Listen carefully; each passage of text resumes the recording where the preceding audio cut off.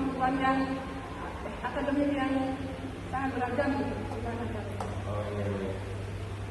Jadi kan Ibu Cindy, gimana ya cara terbaik kita mengelola kelas untuk yang dari siswa ini kemampuannya sangat beragam atau sangat banyak sekali. Nah, misalnya kita bisa melalui pendekatan yang namanya diferensiasi ataupun bertahap ya. Jadi pembelajaran ini menyesuaikan metode dengan kapasitas siswa. Lalu sesuaikan materi, proses dan juga produk pembelajaran ini tergantung sesuai kebutuhan siswanya. Nah, dan juga kita bisa melibatkan metode kooperatif dan juga behavior mungkin yang ada respon dan stimulus ya. Mungkin itu ya. Ada tahu lagi? Permasalahan kedua yang saya alami itu bagaimana cara meningkatkan motivasi belajar siswa yang seringkali kurang bersemangat di kelas itu. Bagaimana caranya untuk meningkatkan motivasi mereka?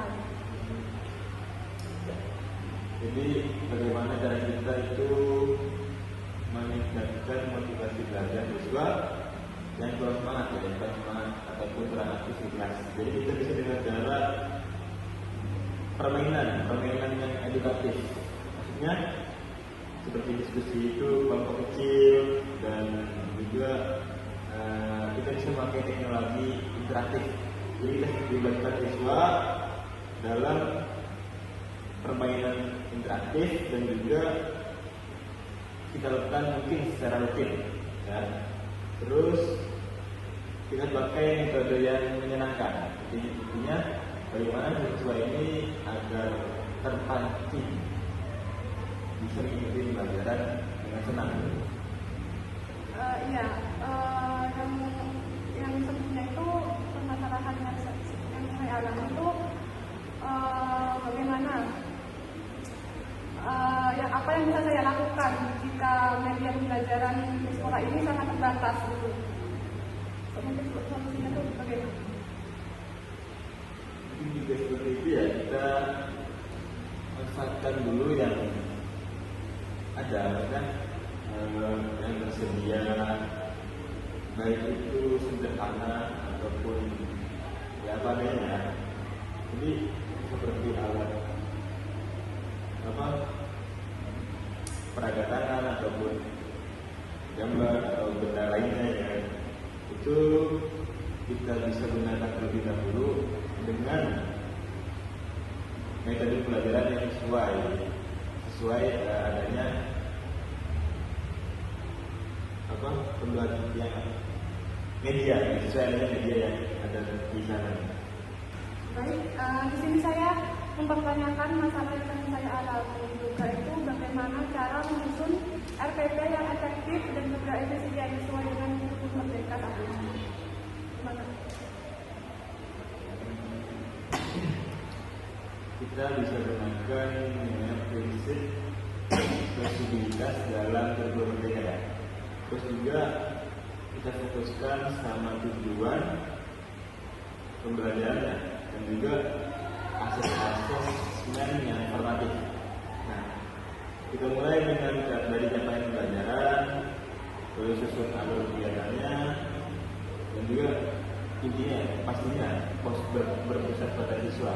Lalu ini tidak terlalu panjang dan juga cukup namanya 1 sampai 2 halaman. Ya, intinya di sana ada tujuan, kegiatan, dan asesmen formatif ini. Kemudian saya juga ingin menanyakan apa pendekatan terbaik untuk menghadapi siswa yang dalam proses yang dalam pembelajaran. Ya, ini sedikit karena kasus sama yang ditanyakan pada saat tadi, pertanyaan yang siswa kurang aktif ya. Itu kita bisa gunakan lagi pendekatan yang namanya restoratif dan ataupun suportif. Maksudnya kita jangan beri mereka hukuman, kita ajak mereka berdialog secara individu, kita secara berdua saja, dan juga kita harus mengetahui kenapa siswa ini jadi seperti itu, latar belakangnya gimana.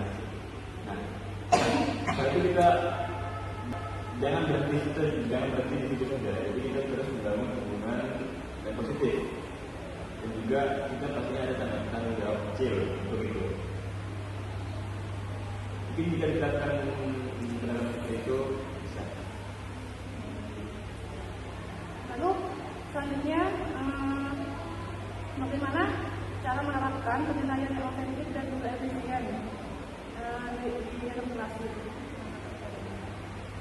Untuk menerapkan penilaian tempat yang efektif dan efisien itu kita bisa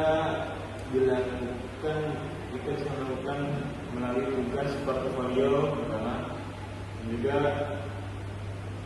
melalui tugas proyek, terus demonstrasi ataupun observasi kerja yang dalam kegiatan nyata. Lalu kita nanti buat penilaian pasti yang jelas dan terukur untuk polanya. Selanjutnya saya juga mengalami permasalahan. Saya merasa terbebani dengan tugas administrasi. Gitu. Bagaimana cara mengatasinya agar tidak mengganggu proses mengajar saya? Tentang tugas administrasi dan bagaimana cara mengatasinya agar tidak terganggu, jadi kita pakai manajemen waktu dan tahu mana prioritas yang didahulukan. Nah, jadi yang menyebabkan pentingnya itu yang pertama niat dalam setiap tugas administratif.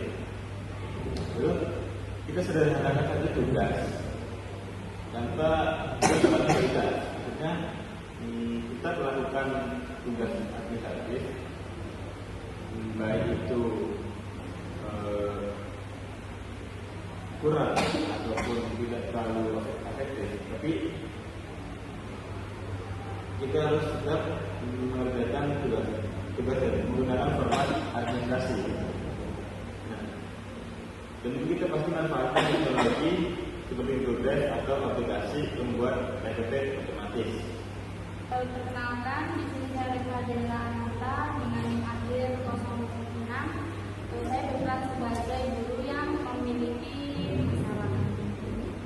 Oke, di sini saya ingin bertanya, Pak. Menurut Bapak, apa strategi yang dapat digunakan untuk meningkatkan konsentrasi siswa? Terkadang kan ada tuh sebagian siswa yang sulit fokus saat pelajaran berlangsung karena kurangnya konsentrasi siswa di dalam kelas.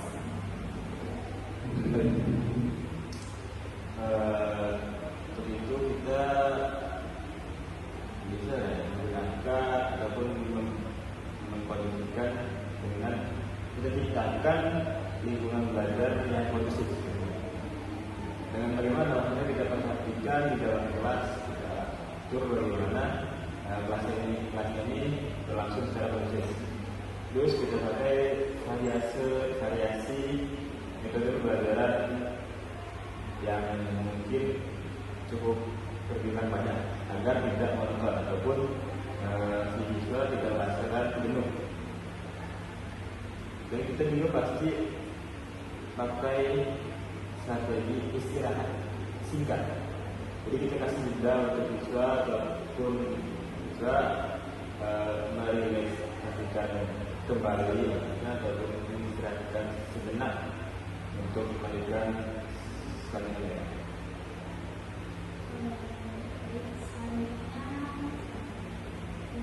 Menurut Bapak, bagaimana cara menerapkan disiplin tanpa menciptakan ketegangan? Nah, jika sudah mulai sebenarnya pasti ada tuh beberapa siswa yang sering mengabaikan aturan kelas seperti berbicara saat guru mengajar gitu. Bagaimana cara menerapkan disiplin? Menerapkan disiplin dan ketegangan itu yang pertama kita tetapkan peraturan yang jelas dan ada konsekuensinya dan juga tentu disepakati bersama. Nah, setelah membuat kesepakatan peraturan itu, ketika terjadi penyelewengan, kita bisa memperingati. Memperingatinya itu tidak langsung secara cut-off ataupun memberi sanksi, tapi kita peringati secara perlahan. Nah, dan juga untuk bagaimana si siswa itu kadang mungkin merasa bersalah atau apa ya, tapi itu kurang pendekatan secara positif. Nah, gimana pendekatan secara positif ini? Kita ciptakan humor yang tepat. Ya, kita ciptakan humor mungkin yang bijak untuk meredakan suasana.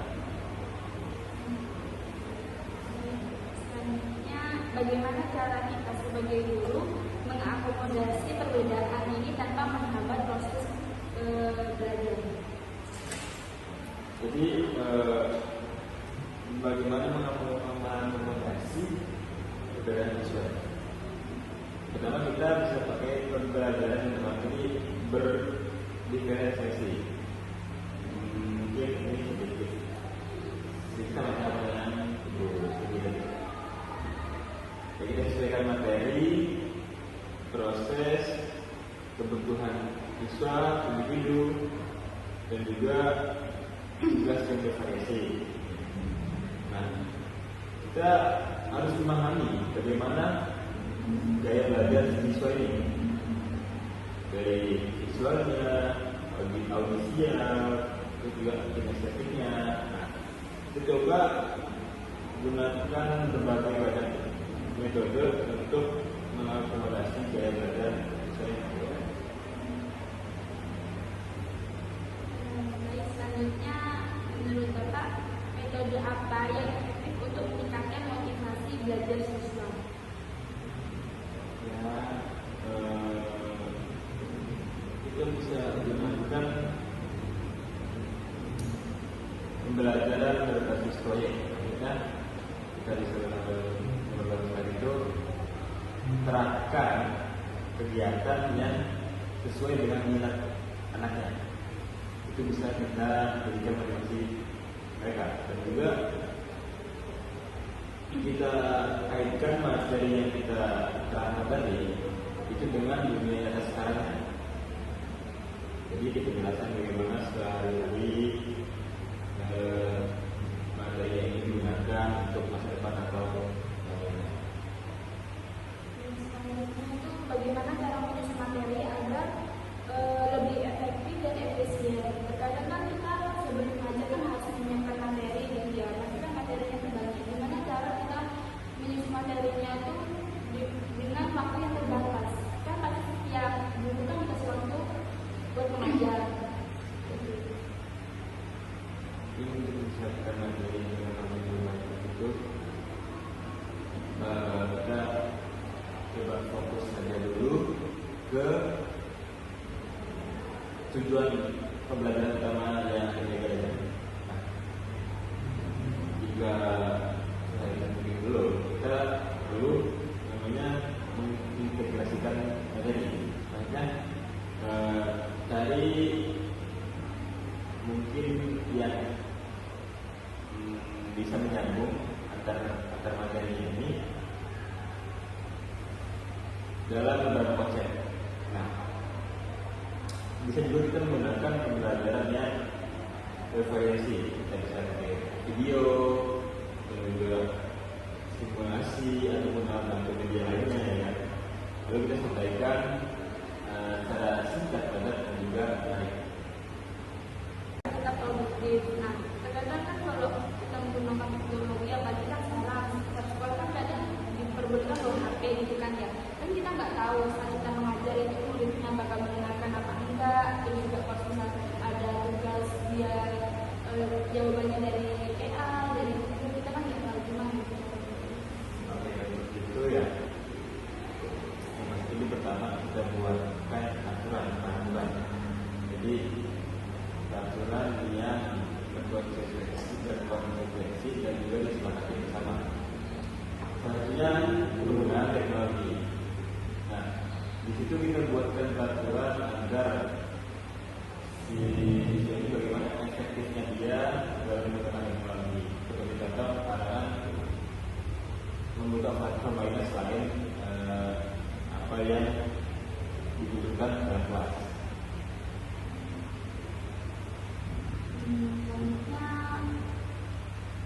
Strategi apa yang dapat diterapkan untuk meningkatkan partisipasi siswa? Kayak dalam berdiskusi itu kan ada yang berdiskusi tapi yang ngerjain cuma ini aja gitu, yang lainnya karena kan ada yang tidak mau ikut gitu. Itu pertama kita bisa ciptakan lagi lingkungan yang aman dan juga inklusif. Maksudnya kita pastikan siswa ini merasa nyaman untuk mereka itu speak up dan takut salah tidak ini. Nah, lalu kita bisa menggunakan pertanyaan terbuka. Kita coba dorong siswa buat berpikir kritis dan juga kita coba dorong siswa untuk melebihi jawaban dari sekitarnya atau tidak. Nah, kita juga pasti beri mereka ini waktu berpikir. Setelah diberi pertanyaan terbuka, kita beri mereka waktu untuk berpikir. Lalu mungkin menyuruh mereka juga untuk berdiskusi dengan teman sebagainya. Nah, terakhir kita bisa menggunakan manfaat alat interaktif. Kita bisa pakai polling, ya kita bisa pakai kuis atau papan tulis digital yang memungkinkan semua siswa ini berkontribusi. Selanjutnya, bagaimana cara mengatasi masalah absensi agar siswa tetap disiplin? Karena kan juga di kelas pasti bakal ada yang telat, ada yang tidak masuk. Ya, kita bisa mengidentifikasi bagaimana perjalanan siswa yang telat atau tidak masuk sekolah. Itu bisa mengidentifikasi tindakan apa. Lalu selanjutnya kita bisa menggunakan komunikasi rutin dengan orang tua guru, orang tua murid. Kita usahakan komunikasi rutin dengan orang tua murid. Lalu bagaimana agar mungkin merasa senang ataupun semangat, kita hadirkan, kita buat kehadiran yang menarik. Jadi tadi kita lakukan kelas yang menyenangkan, pembelajaran yang menarik. Nah, karena ini merasa rugi kalau tidak masuk ataupun telat.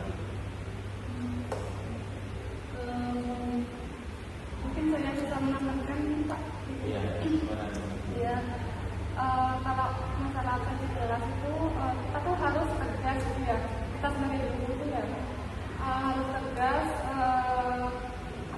membuat peraturan dan konsekuensinya gitu. Jadi nggak boleh nggak boleh terkadang siswa ini dicatat, terkadang siswa yang telat ini tidak dicatat. Jadi kan tidak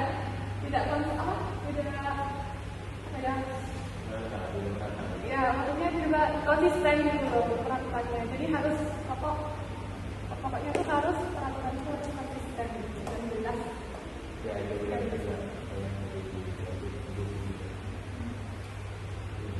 Selanjutnya, bagaimana cara melibatkan orang tua agar lebih mendukung pembelajaran anak? Terkadang kan guru orang tua kan juga ada katanya yang tidak berperan aktif gitu dalam pendidikan anaknya. Gitu ya, bapak anaknya sekolah ya udah sekolah. Untuk juga kita pastikan ada pertemuan antara orang tua murid dan pihak sekolah. Itu kita atur jadwal secara rutin. Jadi saja pertemuan, dan juga bisa kita melibatkan orang tua dalam kepentingan sekolah. Contoh, kita undang orang tua untuk menjadi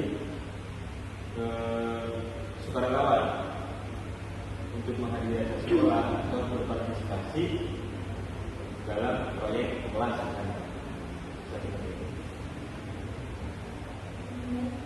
Selanjutnya, bagaimana cara kita sebagai guru menangani perbedaan kebutuhan dalam satu kelas? Karena kan setiap siswa setiap kelas pasti ada yang berkebutuhan khusus. Begitu ya, kita perlu memahami bagaimana kebutuhan individunya mereka. Kita pahami setiap individunya siswa yang berkebutuhan khusus dan gaya belajar mereka ini. Setelah itu kita berkolaborasi dengan segala sekolah atau ahli pendidikan khusus. Bagaimana solusinya? Mungkin juga kita bisa menggunakan alat bantu visual dan juga sensorik. Jika ada siswa yang membutuhkan khusus seperti komputer sebelumnya, itu sangat membutuhkan alat-alat itu.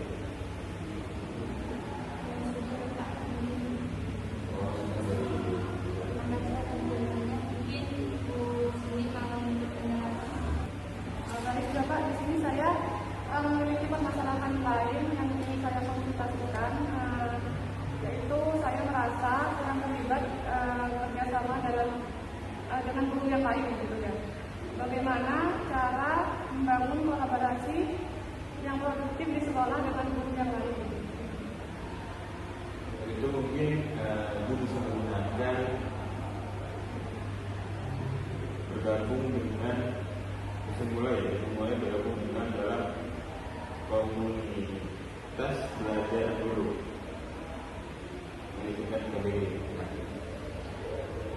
Untuk berbagai praktik baik itu bisa gunakan forum di komunitas belajar guru tadi sebagai sarana diskusi, juga kerja kolaboratif yang tidak hanya meningkatkan kualitas mengajar, tapi juga membangun rasa saling mendukung dan juga saling mengajarkan acara pendidikan. Kemudian masalah yang besar itu saya masih belum biasa menggunakan teknologi dalam pembelajaran. Apa langkah awal yang bisa saya ambil untuk membiasakan diri menggunakan teknologi? Itu bisa dimulai dengan satu alat digital sederhana, misalnya PowerPoint untuk presentasi, atau Google Form untuk desainnya. Itu setelah digunakan ataupun merasa nyaman, lanjutkan dengan aplikasi gratis seperti Canva, Padlet, untuk PowerPoint. Seperti itu, selanjutnya kita belajar perlahan dan juga harus bisa mengikuti pelatihan daring ataupun belajar begitu, agar bisa memanfaatkan teknologi belajar lebih efektif. Selanjutnya permasalahan tadi yang saya alami itu bagaimana cara merancang pembelajaran yang bermakna dan sesuai dengan kehidupan nyata siswa.